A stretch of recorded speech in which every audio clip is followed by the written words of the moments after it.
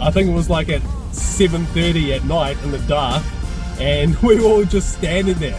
He's seen it, hit me up, and we thought, oh, you know, let's go check this out. Like, it's gonna sell pretty quick. We'll take it, and then went quiet.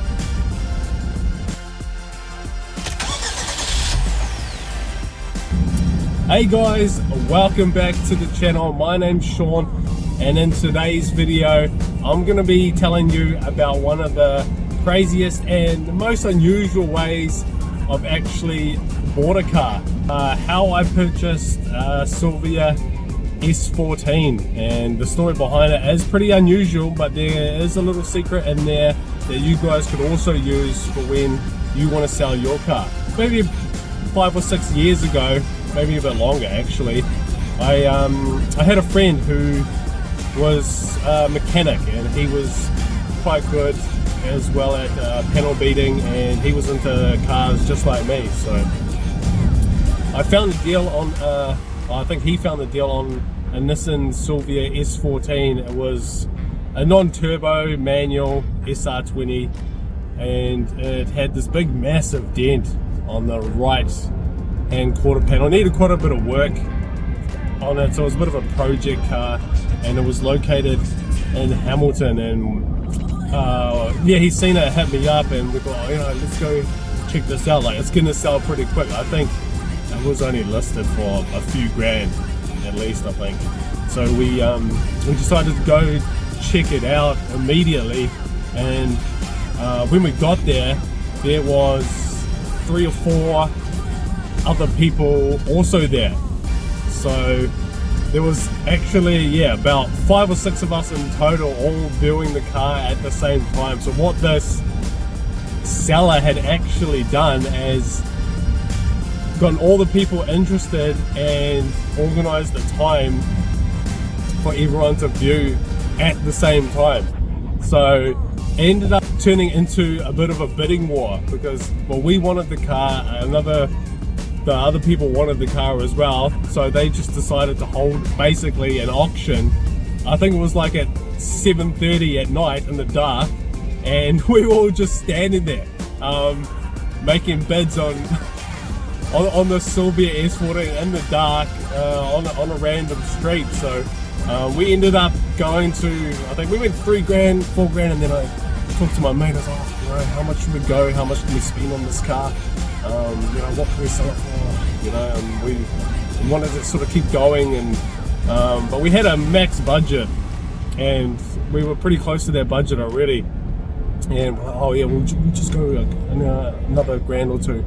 So we're like, oh yeah, we'll do 4, and then another person said 4.5. Oh yeah, we'll do 5, and then we eventually sort of set on another. Oh, yeah, let's do 6 grand. We'll do that, and we'll take it.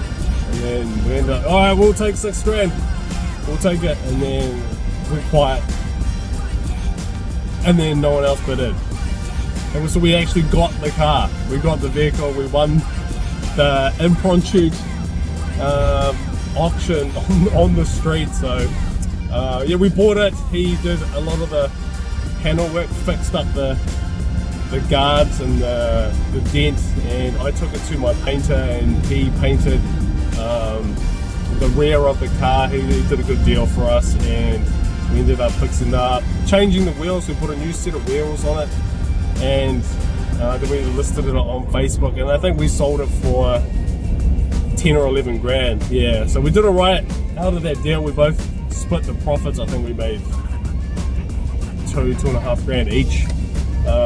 So yeah, in the end, a pretty good result, but I thought it was a pretty good strategy actually. If you've got a car, so there's another pro tip, if you've got a car that's just interest is going crazy, there's a positive and negative here to using this strategy. Is if you get all the buyers like they did in this situation, it creates competition, it creates urgency and the fear of loss, missing out on this car.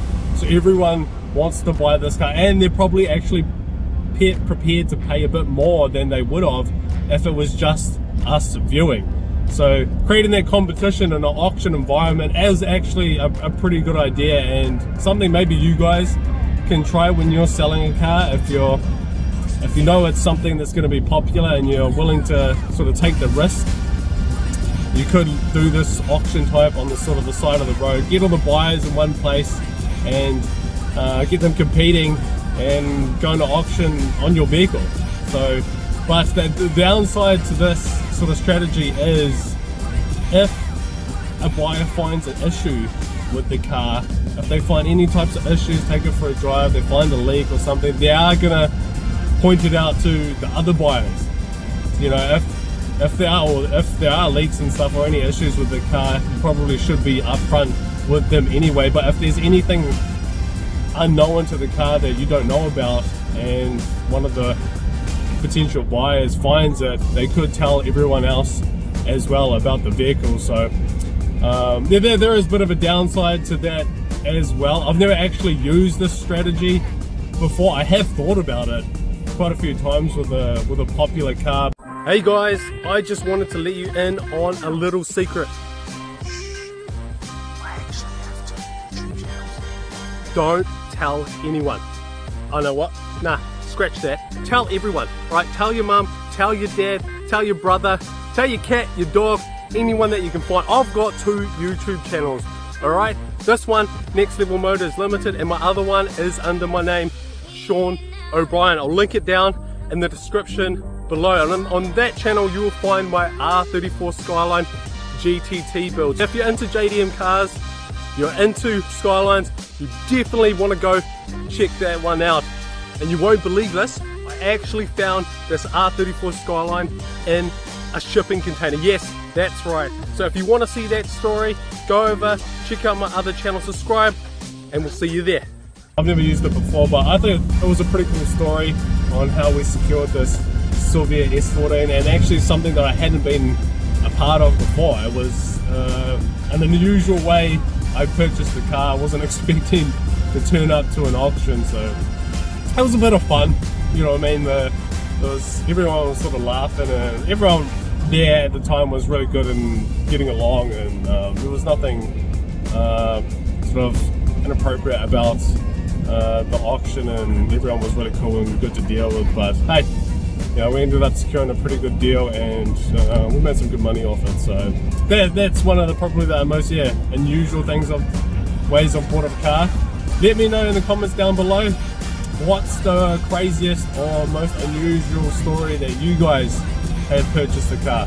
Maybe you've been in something similar, maybe you've used this strategy before, maybe you've bought a car in a way more crazier situations. You know, down below, you guys share your stories and we'll see who's got the craziest one. But yeah, alrighty, we'll leave it at that for this one. Thanks a lot guys for supporting the channel and watching the videos. It does really mean a lot, and we'll see you in the next one. Thanks guys.